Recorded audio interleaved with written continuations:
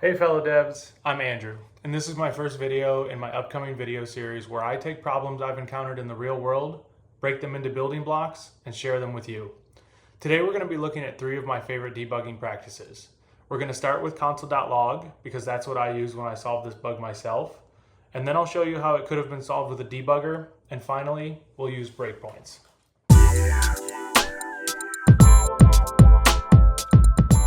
To kick it off, let's start looking at the issue.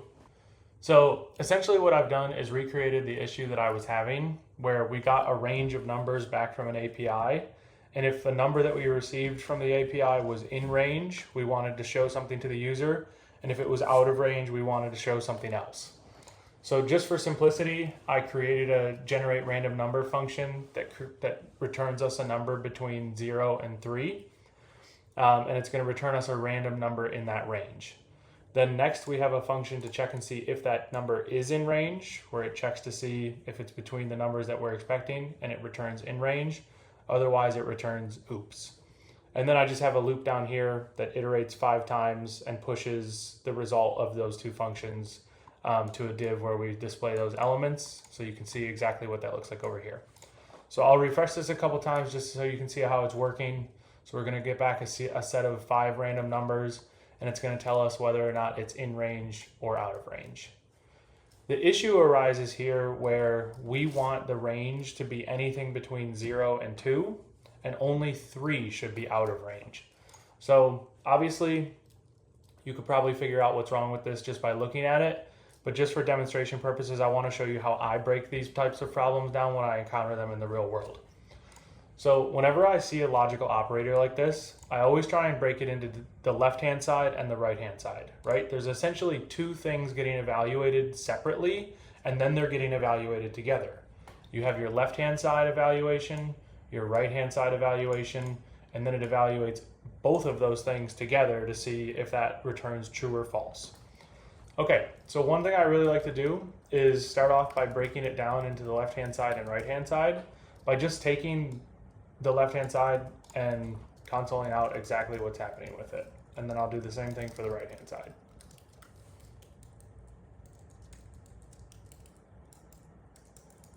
Oops. Okay. And then because we're iterating and we're going to have so many instances of this, I'm also going to put something up at the top just so we can delineate between, and we'll just console out the number that we're currently looking at. So it makes it easier to read in our log. Okay, so here you can see we have the number and then the evaluation of the left-hand side, the right-hand side, and that just kind of gives us an insight into what's happening in this AND operator. We can see what's happening on the left, we can see what's happening on the right, and then because it's an AND, we know that it's only ever going to evaluate to true when both of those things return true, right? That's how an AND operator works. It only returns true when both the left-hand side and the right-hand side return true. So we know that we're only going to ever see in range if the left-hand side evaluates to true and the right-hand side evaluates to true. So let's see if we can figure out our issue. So we really need to see if there's an instance where we get our 2, right? That's our problem. We want 2 to be in range. That's the goal of this exercise. So we can see right here, we've got a 2, and we say, is 2 less than 2? False. That already right there should indicate to us that something is wrong, right? We want that to evaluate to true because we know that our AND exercise needs to evaluate true on the left hand and true on the right hand in order to get our result. So right away, this tells me something is wrong with the left-hand side evaluation. So then I can narrow it in and say, I want 2 to be in range. What am I missing here? What could I do to fix this and make it so that it returns equal? So I know that I'm missing this. And then we can save that, and we'll see that anytime we get 2 now, it's going to also return in range. This is just a really handy tool I use. Obviously, this is a very simple exercise and a very easy problem to see with just your eyes, but sometimes these equations and these left-hand side, right-hand side operators can be really complicated, and it's helpful to understand whether or not your left-hand side operator and your right-hand side operator are evaluating to what you expect them to. So it just gives you one more piece that you can break down to look at the entire equation separately. Okay, so how would I do this with a debugger? So first let me introduce you guys to the debugger. and we'll just clear out our console and start from scratch. So now we've got a fresh set of data, no console logs, and we're gonna start by just adding our debugger, okay? So all you're gonna do is type in debugger, save that, and then it's gonna refresh. You'll notice over here on my left-hand side that it switched over to this sources tab, and there's this new pause thing. It says paused in debugger, and then there's this line highlighted, and it's actually the same line that I just added to my code, right? It's the debugger line that I just added. So what is this doing? Essentially, it tells the code to stop or put a break on this line so that we can evaluate exactly what's happening. What's awesome about the debugger is that you can hover these values and see what they are in real time at the time of evaluation. So right now we know that the number that's being evaluated is 1, and then we're on our debugger, and then there's multiple different buttons down here that you can do to see. Actually, let me make this a little bit bigger for you guys so you can see the scope too. This is also really important. So inside scope, you can see that we have access to our local scope, which for right now is just num. Num is going to be equal to 1. So you can hit the blue button, this blue arrow, which will just continually cycle through the iterations of this function and keep breaking on our debugger line. So to demonstrate that, I'm going to just click it once. Okay, now we're on num2. So that's the next iteration. We can do next one. So now we see we're on num0. Next one, we're on num1. Okay, you get the idea. But as you can see, this isn't super helpful. We can just kind of hit play here. Then the other button that we have access to is this step over next function. So if I do that, it's gonna go one line at a time. It's gonna go through the code just like a computer goes through the code, just one line at a time. So now we can hover these and see if they would evaluate. So I can see here, my num is 1.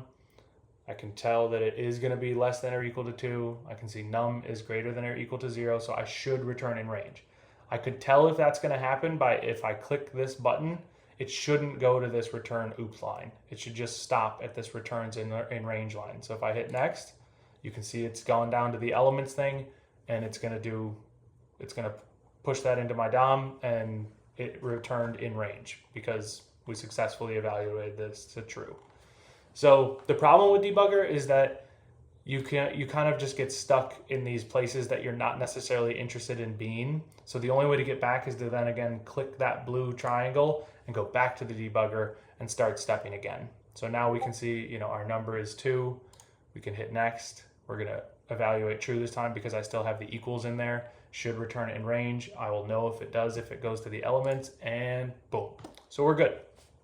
So let me show you a way that I kind of break this down so that it's a little bit easier to step through with the debugger. So we're gonna go back to the same exact practice and theory that we used in Console.log, but we're actually gonna break out these things into separate constants for the left-hand side and right-hand side. So let's just say const left-hand side equals, and we're gonna put this over here, and we're gonna say const right-hand side. And we're gonna put this. Then let's use these as our evaluators. And now we'll see what more information we get with this debugger. Okay, so again, we stopped where we put our debugger, but now what's really nice is you'll see in this local scope that I have this left-hand side and right-hand side variable that have yet to be assigned a value. So as I step over this, now this assignment is gonna happen. It's going to do that same exact check we were doing on the left-hand side. It's going to check to see if our number is less than or equal to 2. I can step over that. Now you see that the left-hand side equals true. So now I've got my true value. I've still got the same number. And now my right-hand side is going to be evaluated. So I'll step again. Now I can see that my number was 2, my left-hand side was true, my right-hand side was 2, and now I know that both the left-hand side and right-hand side are going to evaluate to true in this and operator, and I'm going to expect the return to be in range. So I can step again. It's going to go down to my elements array, so I know it's working exactly like I expect. Again, we're still bound by the constraints of the debugger, where it's only in there one time, and then I got to click play in order to go back up to it. So that's kind of the downfall of the debugger. You can add more instances of it in there, and I'll show you what that looks like. So let's say I put a debugger here and I put a debugger here. so that it would break in these different places. Okay, let me refresh this. Now I should be able to click this blue button and it will jump between all of the lines where I have a debugger statement. So right here, it's gonna stop at the elements array because that's what kicks off the iteration for our first time. Then it's gonna go into our first iteration. So number must be 0 for the first time. It's stopping there. Then I can click and hit play.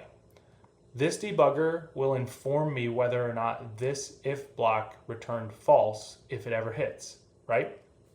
If the left-hand side and right-hand side evaluate to false, then we know that we'll go into this line 20 and 21. Otherwise, that debugger shouldn't hit. So if I keep hitting play, it should just bounce from the elements array back to the top. So now we have a 3, and now this one, we should hit that debugger because 3 is outside of our range, right? 3 is not less than or equal to 2, and it is greater than or equal to 0, but again, we need both the left-hand side operator and right-hand side operator to evaluate to true. So just to show you guys this, I'm gonna step through it one piece at a time. So we're gonna step over to this line of code, hit next, we get our false, so we know that that if should evaluate to false, and then we get our right, which is true, so now we're here, and I'm just gonna click play so you guys can see that this debugger does in fact hit this time. So we click, there we go. So now we know we're gonna get this return oops, right? If I step again, I'm gonna get return oops, and then we click play, it's gonna go to the elements array, push it in there, we go back up to the top, we have another 3. This is perfect because now I can show you guys that just by clicking the blue button, we're gonna go right down to that debugger again without having to step over this one line at a time, and there you go. We can see that we got the false again, we got the true again, and our debugger hit. Okay. So I'm going to show you guys one more way that you can do this that's a lot more dynamic, where you don't need these debuggers in line and you can kind of move them on the fly as you need them, where you need them. So let me get rid of these debuggers. We're going to save that, hit play over here, refresh our page. Okay, so you can do something very similar to that, but you can do it directly in the browser. So I'm going to click this line 14, I'm going to click this line 15, and I'm gonna click this 19 right here. And those are the only 3 that I'm gonna click. And the reason I'm gonna do that is because I'll know that it's gonna stop at this and evaluate this line for me. It's gonna stop at this and evaluate this line for me. If it breaks here, I'll know that this has evaluated to false. And if it doesn't break here, I'll know that this has evaluated to true. So that can kind of help me hone in where my problem might stand. Actually, let's make this problematic again too, so we can start seeing our issue again. So now I'm gonna refresh the page and we'll have our breakpoints on. Okay, so now the first number that we're working with is num1. So is num1 less than 2? We can see our breakpoint hit. We can hit the blue button. So when I click this blue button, it's gonna go to all of the lines where I have a blue line. If I click this step button, it's gonna go to every line, whether or not it has those blue lines in place or not. So we can step right now, and then this is going to evaluate to true. We can step again. This is also going to evaluate to true.